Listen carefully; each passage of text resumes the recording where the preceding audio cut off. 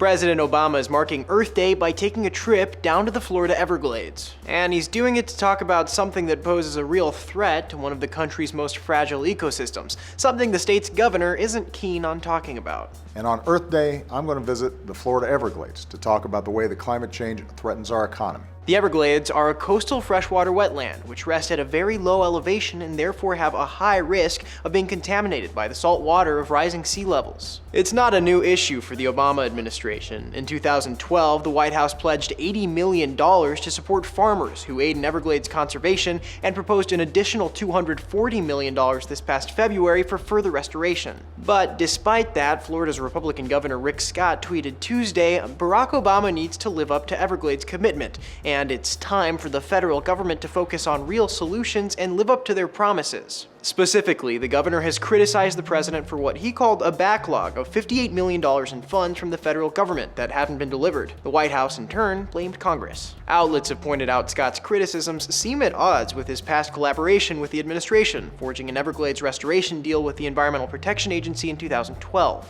But, as an environmental watchdog told PolitiFact, both of Scott's predecessors have negotiated with the EPA as well, and funding for Florida's Department of Environmental Protection has seen a consistent decrease since Scott took office in 2011. Scott has proposed spending $5 billion on Everglades projects over the next 20 years, although that's still pending approval from the Florida legislature. So, to explain why the president's visit has prompted such a blustery response from Scott, it's worth looking again at why the president's visiting: climate change. A report from the Florida Center for Investigative Reporting that said officials from the state's Department of Environmental Protection were banned from using the phrase climate change made international headlines. Scott denied banning the phrase, but has refused to answer questions about climate change since 2010 when he said he wasn't convinced it was real. So in that light, it's not too surprising Scott's speaking out against the president, who has repeatedly pressed the issue of climate change, or that the governor turned down the president's invitation to greet him at the airport Wednesday.